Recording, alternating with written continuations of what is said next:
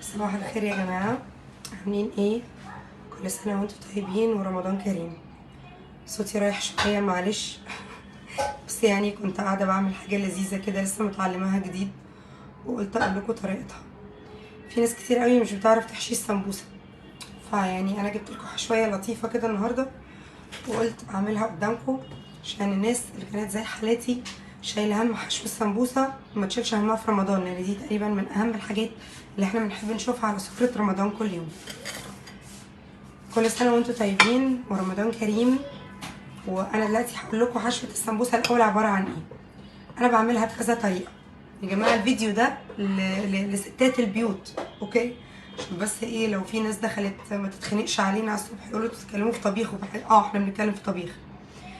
فالحشوه اللي انا عاملاها النهارده للسمبوسه عباره عن بطاطسيه مسلوقه مهروسه، ومعاها جبنه شيدر، جبنه رومي، علبه جبنه كريمي اي نوع، ومعاها بسطرمه متقطعه خفيف.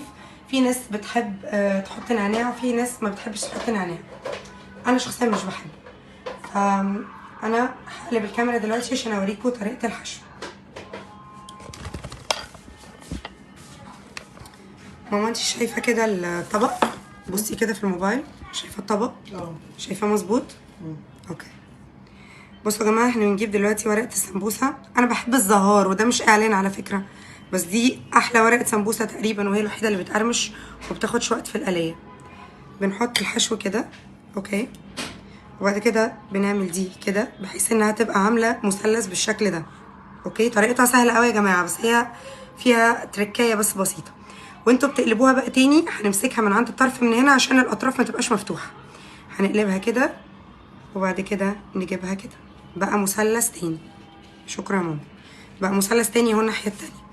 المره الجايه هنقلبها الناحيه دي، فهنتك هنا عشان برضو الكورنر بتاعها يبقى مقفول كويس ما تعملش معانا مشاكل في الزيت.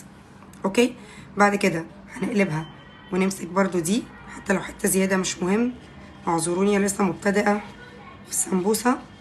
كده هي بقت مثلث تاني. الجزء اللي باقي ده هنعمله كده وندخله كده. ده هيبقى شكل السمبوسه في الاخر. نعمل واحده كمان، دي معموله بورقه واحده، في ناس بتحب تعملها ورقتين. اوكي، هوريكم برضو الورقتين، هي نفس الطريقه، مفيهاش ادنى مشكله خالص. اهم دول ورقتين زي ما انتم شايفين اهم، هيتحطوا كده برضو.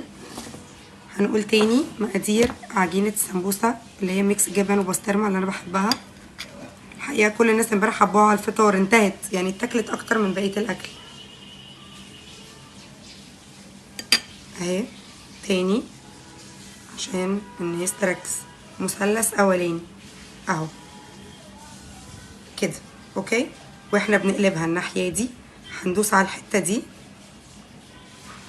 ونقلبها كده، ونتني حته من الطرف عشان نبقى متاكدين ان السمبوسه بتاعتنا مقفوله كويس. اوكي، بعد كده هنتك الناحيه دي ونقلبها كده، نكمل المثلث. مش صعبه والله يا جماعه، انا كنت فاكراها صعبه بس طلعت سهله جدا اهي. والجزء الاخير هو ده اللي هنحطه بالشكل ده، وده بقى شكل السمبوسه النهائي. لحظه بقى نقلب الكاميرا تاني علشان بصوا بقى حلوين. دلوقتي عجين السمبوسه ليها كذا نوع. انا امبارح عملت اتنين. عملت واحده باللحمه المفرومه، وكانت لحمه مفرومه عاديه جدا. يعني انا عاده لما بعمل مكرونه بشاميل، لان دي اكتر حاجه ولادي بيحبوها، دايما بعمل كميه لحمه مفرومه بالصلصه بسيبها في التلاجة علشان وقت ما يحبوا اي وقت اروح مطلعه بس اللحمه المفرومه، مطلعها بره الفريزر وعاملاها عادي جدا وما بتاخدش وقت مني تماما. فكل اللي انا عملته ان انا طلعت اللحمه المفرومه اللي كنت مفرزاها اوريدي وعملت منها حشوه السمبوسه. في طريقه تانية او طريقه حشوه تانية، يعني لان الحشوات بتبقى كتير. في ناس بيحطوا مع اللحمه المفرومه بسله، وفي ناس بيحطوا خضار. اي حاجه تقدروا انتوا بتحبوها تحطوها، مفيش قاعده للحشوات، كل واحد بيعمل اللي هو بيحبه واللي على مزاجه واللي بيموت فيه. ممكن كمان نعمل طريقه فراخ، نجيب مثلا صدور فراخ بانيه ونقطعها ونشوحها على النار بشويه زيت ونحط عليها توابل هنديه وجزر بس. دي برضو حشوه تانية للسمبوسه. انتوا كلكم كنتوا حاضرين معايا ولا ايه؟ بصوا انا ما بحبش الزق السمبوسه، في ناس بيعملوا بقى ميه ونشا ويلزقوا طرف السمبوسه، انا مش بحب كده بصراحه. انا بحب انها تبقى كلها منها فيها كده في بعض من غير اي ما نشغل نفسنا بتفاصيل تانية، ده احسن كتير. هعمل لكم واحده كمان قبل ما نقفل عشان الناس اللي لسه جايه، وهسيف لكم حاضر اللايف ده دلوقتي على الصفحه. مش عارفه انتوا شايفيني ولا لا، بس اهو بحاول.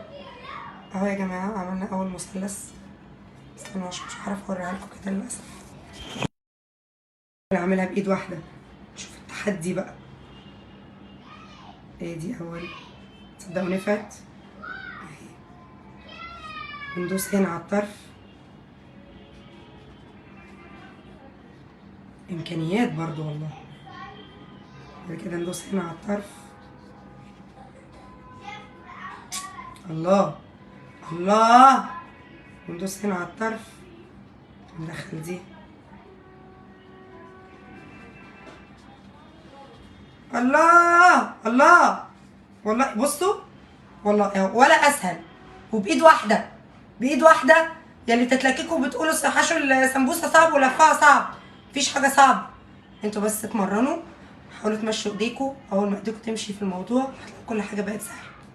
كل سنه وانتم طيبين، ادعوا لي صوتي يرجع، انا صوتي تعبان بقالي 4 ايام، وان شاء الله يبقى رمضان كريم عليكم. واستنوني كل يوم في لايف فيسبوك، اعمل لكم حاجه لذيذه جديده سهله وتركيه اسهل من اللي قبلها. كل سنه وانتم طيبين ورمضان كريم.